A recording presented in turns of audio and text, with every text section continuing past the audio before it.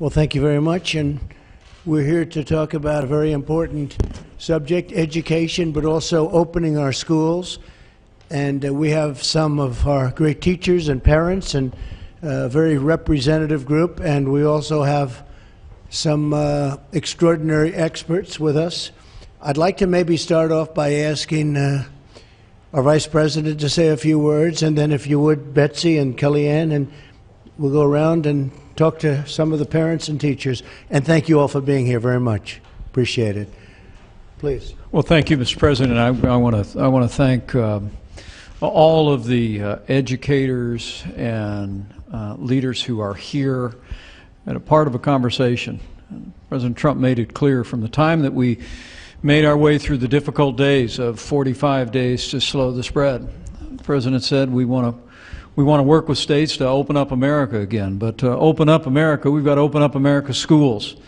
And at the President's direction, we've literally provided billions of dollars already to states to begin to open schools. And Secretary DeVos and I, as you know, Mr. President, have traveled around the country to places like North Carolina and Indiana and Louisiana, and we are working literally day in and day out with governors and state education leaders to find a way that we can safely reopen our schools. Our commitment is to make sure that our states and our schools have the best guidance. We'll talk a little bit about that today. CDC actually issued some new guideposts, Mr. President, not long ago, but the first document they issued was the CDC's position that it is best for our kids to be back in school. The CDC's recognized that it's a public health priority to have our kids back to school and in-person learning. But Mr. President, as you've also made clear, we're going to make sure our schools and our states have the resources to be able to safely reopen. And we're calling on Congress to work with us to appropriate another $105 billion. We believe that we can safely reopen our schools. We know that it's best for our kids. We don't want them to fall behind academically, but also we don't want our kids to miss out on the counseling that they receive, special needs services, as well as all the nutrition programs that are available just at our schools. And finally, Mr. President, I know that you've recognized from early on that getting our kids back to school is first a priority for them, but also it's important for working families. Only about 20% of single parents are able to telework. And so to open up America again, we've got to open up America's schools. To put America back to work, we've got our kids are back in the classroom. And so, Mr. President, I want to thank you for your leadership.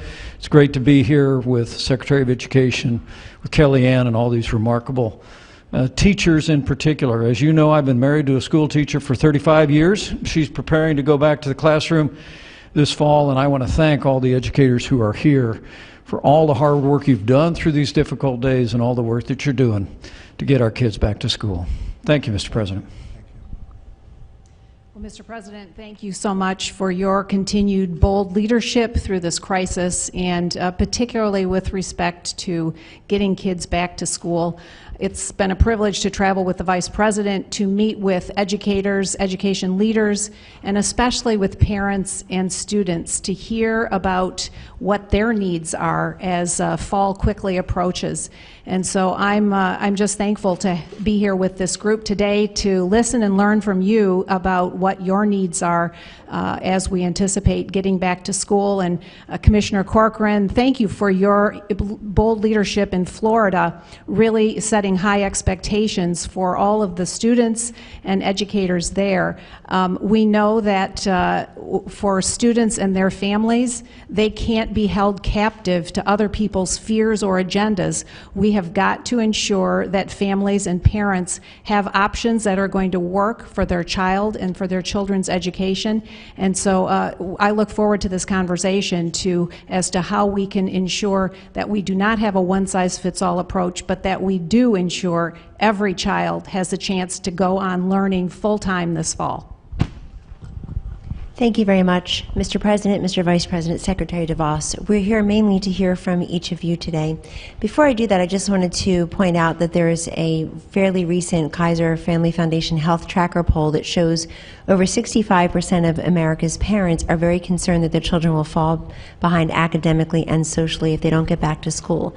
Having said that, we recognize that many school districts have already made a decision to either go hybrid or full-time virtual learning for the first month or two, or maybe longer. So our goal today, the President's goal, has always been, how do we reopen safely? How do we reopen soon, but how do we reopen safely? We also recognize that a number of teachers, particularly the 10% or so that are over the age of 60 in most of our schools, are concerned. So we have given resources and guidance that allows each of those districts to make those decisions, to maybe modify the work schedules of the teachers and other administrative staff that may be affected. But overall, we know that the risk is low for kids in contracting and being hospitalized, and of course the worst possible outcome, dying from COVID-19, but the risk is very high if they're locked down indefinitely. Nearly 100% of our 75 million students, K through college, left their places of learning, left those structures between the 1st and 3rd weeks of March of this year. And we see that all situations were not created equally. The lack of digital assets was very obvious for many of our students, the lack of nutrition, the lack of social and emotional and mental well-being and development. But also, we heard from many school administrators and teachers, they're concerned because roughly 1 out of 5 child abuse cases are detected in schools. So we have to also think about all that we don't know and all that is being lost for these children by keeping them locked down indefinitely. So in the interest of opening soon and safely for this entire country, Mr. President, we'd like to start with Elisa from Waukesha, Wisconsin. She's a single mother and a small business owner, and her son Luis is entering a public district school a public district school, the 9th grade, I believe, freshman year for Luis. Correct. If you can tell us a couple of things, Elisa. First of all, what were the relative advantage or disadvantage of him being a bilingual student when you had to go virtual learning? And then we understand that your school district has not yet announced a reopening plan, and we're in pretty much mid-August, so can you address both of those for us? Correct. Yes, we as the parents, we had to take a survey regarding either going back to school or going virtual. So at the moment, we, like you had mentioned, we do not have an answer yet. Hopefully we do, and I'm hoping that we do go back because all the details that you just mentioned are very critical and important, and I am 100% of what you guys are saying at the moment. It was kind of difficult for him because it's really hard being bilingual and having to learn 2 different languages. And but with the help of teachers and the community, he stood up and did a great job. That was the advantage, that when he needed help, teachers were there to help him and, fulfilled whatever gap was not being covered, and so he did pretty well after that. But you like going back immediately, right? Oh yes, 100%. A lot of people agree. 100%. A lot of people agree. Yes. Thank you. You're welcome. Very good job. Dr. Paul Peterson is the Director of the Program on Education Policy and Governance at Harvard University and Hoover Institution Senior Fellow. Dr. Peterson, we've heard an awful lot, including from the President, the Vice President, CDC Director, and others, about the relative problems that children could face if they are in indefinite lockdown. Would you please expand on that as a doctor? Well, we know that if for every year that you spend in school, in the future, you will earn 10% more in lifetime earnings. So if we lock down schools for a year, we assign this generation of students to a 10% earning loss in the rest of their life. I mean, this is profound. That the costs are vastly greater than people have appreciated.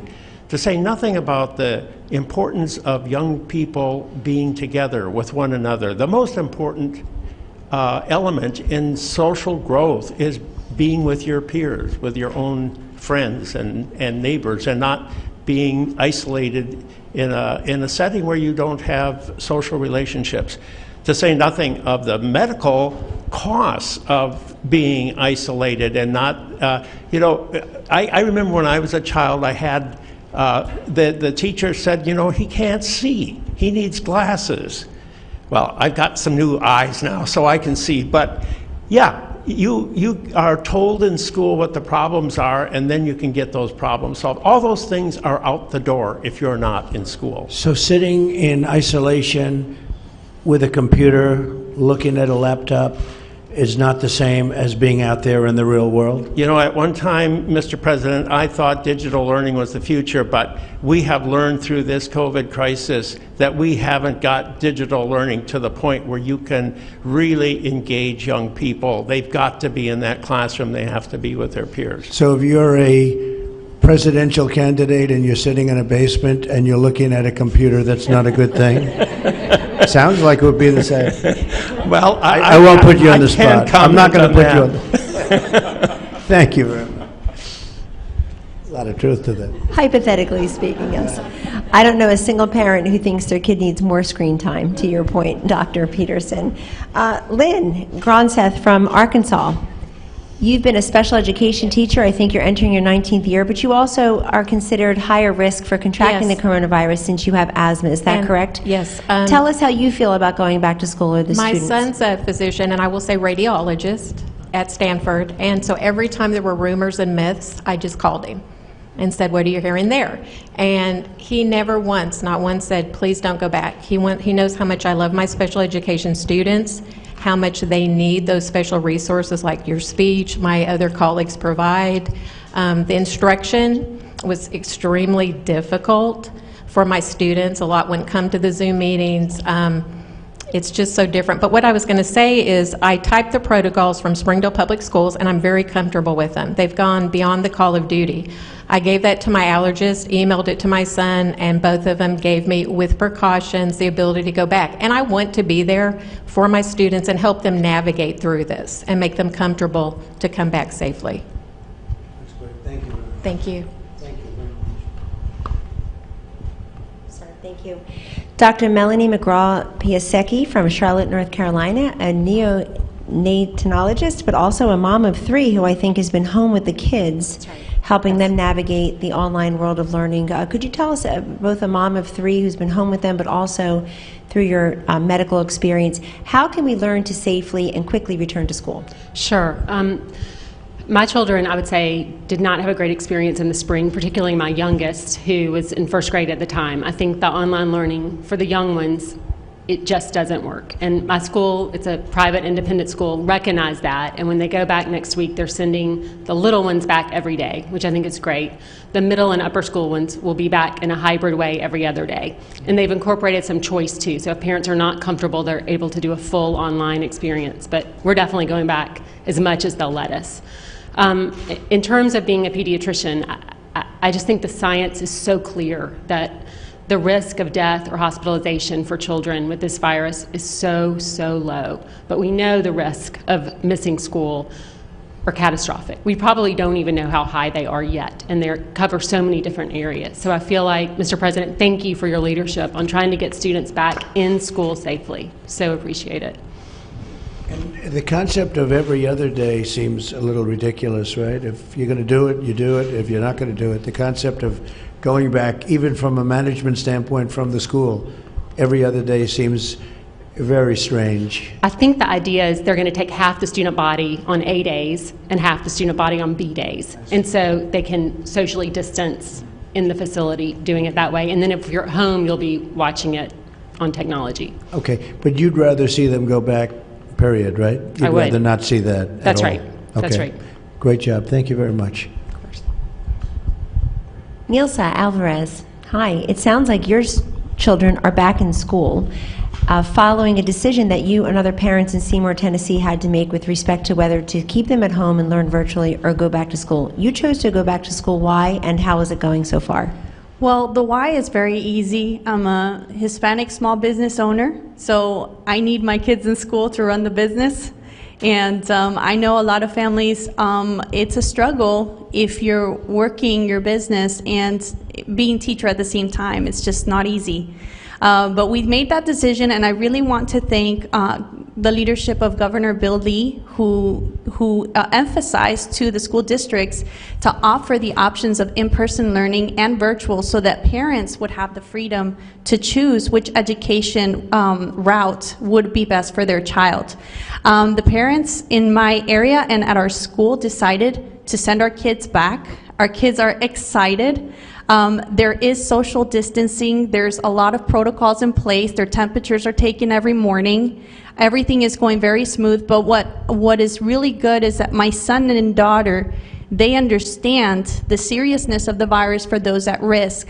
So they're keeping an eye out for those who are at risk so we can look after them. We have a group chat with the parents, and we're communicating all the time if there's any symptom so that we know if something's happening or not, whether we send our kids back to school that day or not.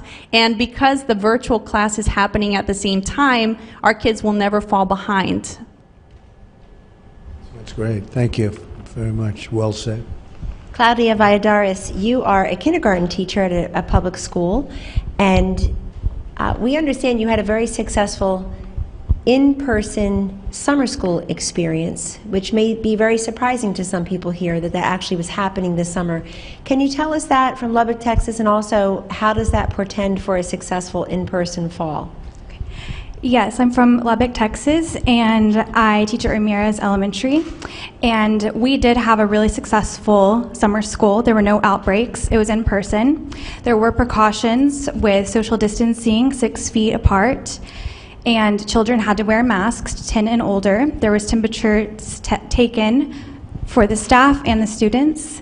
And this year, our parents had the choice whether to do virtual or in person. And so far, we have 70% wanting to be in class.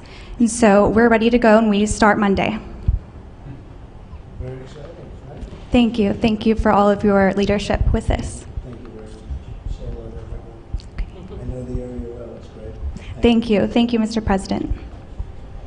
Mr. President, you heard from a couple of our last speakers something that you actually have made happen in signing the CARES Act. There's about $13 billion worth of funding, and I was briefed by an HHS official this morning who said only 4% has been tapped into. They can use that to help them with the temperature checks, with the testing, however they wish to use it. So we would really implore those states and those local school districts to take advantage of the money that you and the Vice President, the Secretary, and others have already secured in a bipartisan fashion. And what I'd like to do is I'd like to see the money follow the student. If a school is going to be closed and we're giving all of this money on the federal basis to a school, and if a student is going to go to a different school, really at the choice more of the parent, in all fairness, than the student, you know where you want to go and what school you want to bring the student to. I think the money should follow the student. And that's something that we want to do. We're having a hard time with the Democrats. They want the money to follow the union, to be honest. Thank you. It's very simple. Give it to the Portland, union. I'm sending But the agents fact to is, give it Portland to as well dues, as, because the union plans for people are Chicago. fantastic people Why are in there. these the right But the people people that to run the send? union, My it's understanding, disgraceful, these and the agents dues that often they work charge on, the teachers, and smuggling. that's what it's all about. So I would like the money to follow the student, and this way you can make your own choice. If the school is closed, you know, why are we paying? If a school is closed, why are we paying the school? I'd rather give it to the student, the parents, and you do your own thing. And to me, it makes a lot of sense. Secretary DeVos. Well, and I would just add to that, Senator Tim Scott has a bill introduced in Congress that would do just that, would empower parents to make the choice for their children to find the right setting and the right fit for them, depending on their circumstances. And with the President's bold leadership here, I think we can get it done. Congress can do the right thing on behalf of parents and their kids. So, Mike, we'll let him know we're in favor of that. Tim Scott is fantastic, and the bill is really good, so why don't we do that, okay? We will, Mr. President, I assure you. Excellent. You've always been the school choice president, the school choice candidate. I know as governor of Indiana, Vice President Pence expanded charter schools and other educational freedom opportunities. And I will say that we as a nation can philosophically and politically differ on many issues, but I've never, ever heard a very compelling and persuasive, memorable reason why people oppose the kind of school choice that the two of you are fighting for. And school choice means parent choice. So our last set of questions really go to the parents and the importance of parents' ability to choose the right education for their children, particularly within this dual medical and financial pandemic. Mr. President, we have with us today, and I want to read it so I get it all right, Janie Neely of Columbia, South Carolina. She's a former public school teacher herself. She's a reading specialist. Her own school district plans to provide full-time virtual instruction. She believes her high schooler will be fine, but her kindergartner has Down syndrome and must receive in-person instruction. Janie's husband, Chris, is here. He serves as the chairman of the President's Committee for People with Intellectual Disabilities. Thank you very much for being here, Chris, and God bless both of you and your children. Would you like to tell us a little bit, Janie, about how you're approaching this school year? Absolutely. When schools closed in the spring abruptly, it was especially difficult for families with children that have special needs, because for us, it was like falling off an early intervention cliff. Schools not only provide the academics for students with special needs, but it also provides the much needed therapies and services to address developmental delays. And the structure and routine of school day is so critical for this population of students. It simply cannot be replicated in a virtual platform, and especially for a kindergartner with Down syndrome. Unfortunately, our school district has adopted a virtual-only reopening plan, and it's been extremely disappointing because as a parent, I wish that I'd been given a choice, because I know for a fact that this style of learning will cause my son to regress and to fall behind. And we were working so hard for him to be fully included with his peers. So my hope is that we can all work together to get in-person learning, especially open for the students that are most vulnerable, and to have that choice for parents, because I know my son best and I know what he needs. It's really well said. So it's been a burden, a tremendous burden, and what you've been through has been a great burden, obviously. How do they change that? How do they change it? What would you recommend? I think families with children with special needs were already carrying a pretty tremendous burden. We are constantly incorporating different therapies and things of that nature. What's nice about it being incorporated in the school is that it happens during the school day.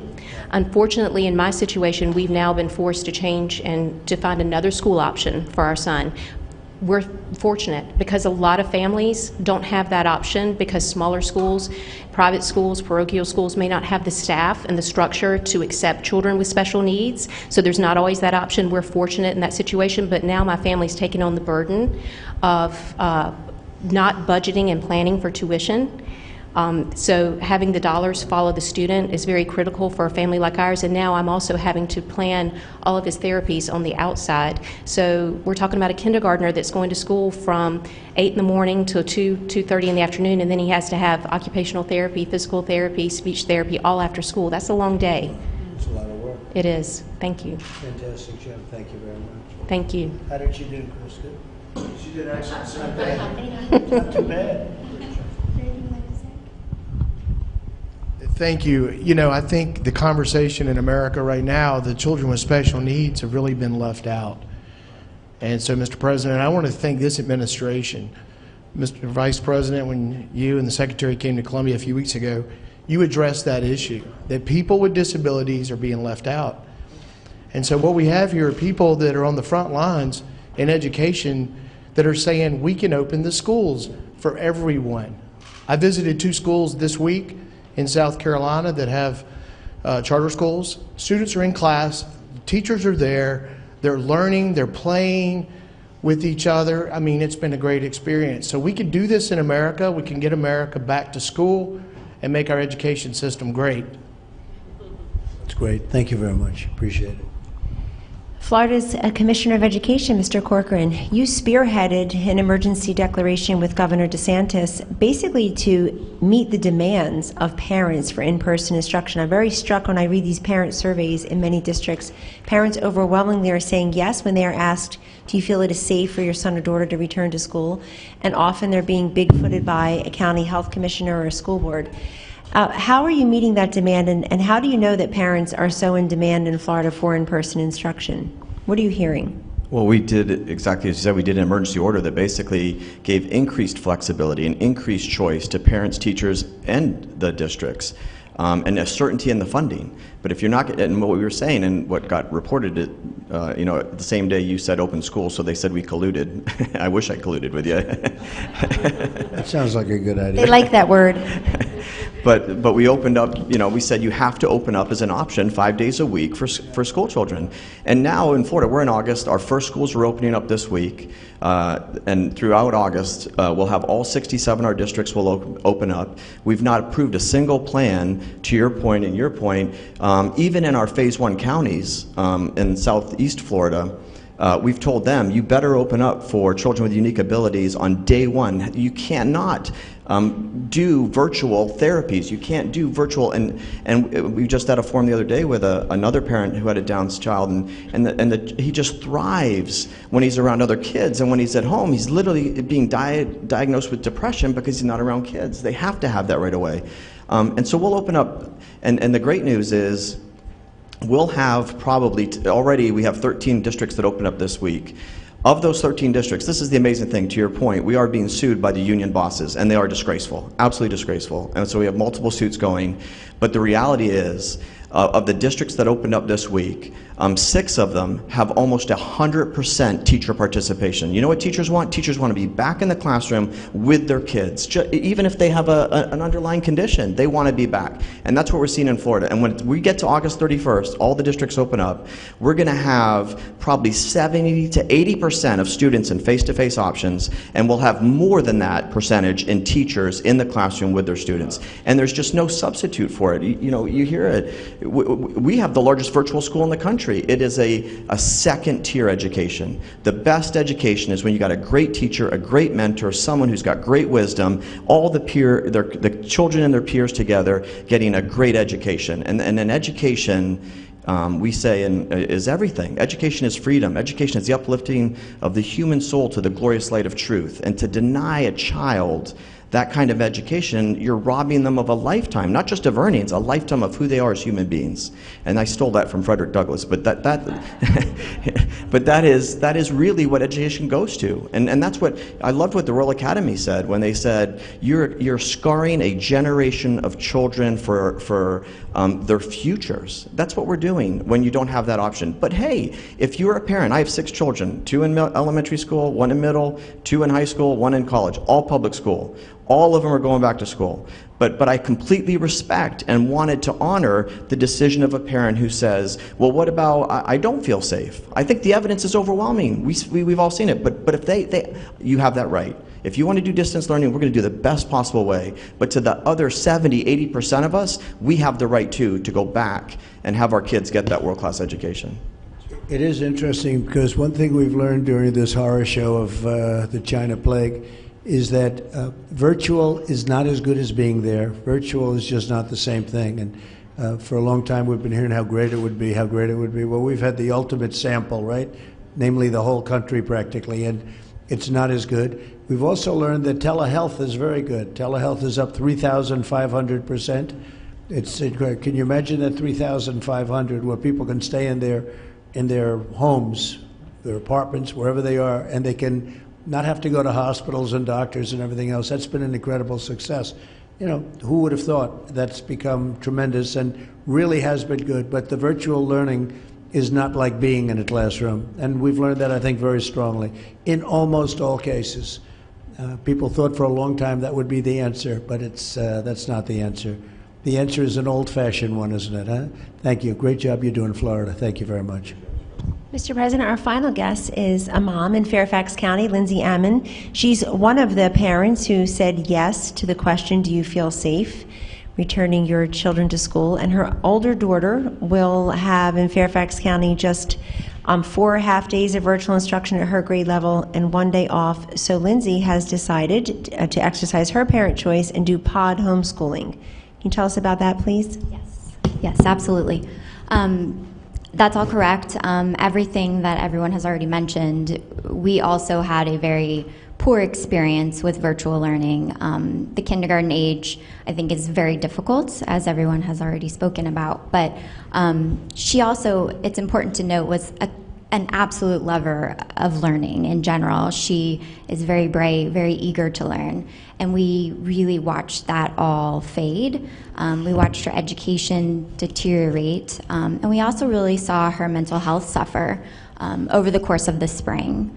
So we were, very eager to get her back into in-person learning, and we really felt very confident and comfortable with the precautions that were put in place by our district. Originally, we were offered 2 days in person, 3 days virtual, and then that's actually since changed over the last few weeks, and we are now 100% virtual. Fortunate for us, we had already kind of gone a different route and set up a homeschool situation for her with a small group of parents in our community, and we're very grateful for that. That was certainly not an easy choice to make. It was an unexpected cost and something we hadn't planned for, but we felt like it was really, really important for her to be in a classroom setting. Thank you very much. Thank you. Very uniform, very interesting, and I think most people do feel this way. Wouldn't you say so? I think most people feel this way. We have a man with us who's a great expert from Stanford. He's working with us, he's consulting with us, and he's going to be at our press conference in a little while at 5:30. But maybe Dr. Scott Atlas could say just a couple of words, and we're going to be covering it in more detail in a little while. And you folks are, if you're interested in watching, we'd love to have you. Scott, please. Okay, thank you, Mr. President. It's a great honor to be asked to help out in any way I can, and the event I thought was terrific. I want to thank everyone for participating, and sort of to reiterate the bottom line on this, as the President and Vice President and Secretary DeVos have said, which is we know that the risk of the disease is extremely low for children, even less than that of seasonal flu. We know that the harms of locking out the children from school are enormous, and we also know, as we all would agree, that educating America's children is right at the top of the list for our nation's priorities. So I thank the President and everyone here for acknowledging these truths and to get kids back to school safely. Thank you. Thank you, Scott. It's very good. So we'll have more from Scott in a little while. We're going to meet together, and we've been working with him very closely, all of the task force, all of the White House, and we've made a lot of progress. We've made tremendous progress. You see other countries are now blowing up in terms of the disease. You call it what you want. So many different names for the disease, whether it's China virus, and some I won't get into because I just get myself in trouble every time I do, but I'm angry about it, and so is everybody else in this country angry about it. So we will have a press conference in a little while. You'll be seeing the doctor, you'll be seeing a few of the people, and I'll be making a statement. And I think that'll start at about 5:30. I want to thank everybody very much for coming in and being with you. We're on your side, 100%. We're on your side. We'd like to also see football get going. We want to see college football, and I don't know what they're doing with high school football, but I guess it's the same kind of a thought process. So we want to see that happen, and I think some of it will happen. To a large extent, it's going to happen. They want to do it. I'll tell you who wants to do it are the players and the coaches. They want to do it. I spoke with Trevor Lawrence, the great quarterback, and he's very smart. He understood it very well. He said, hey, I'm a lot safer in the field than I am being out there. And he got it. He got it very quickly. Coach O, I spoke with him. He's some coach, that one. He's a great coach, and he feels his players just want to be out there. So we've spoken to a lot of different people, and they want to get out.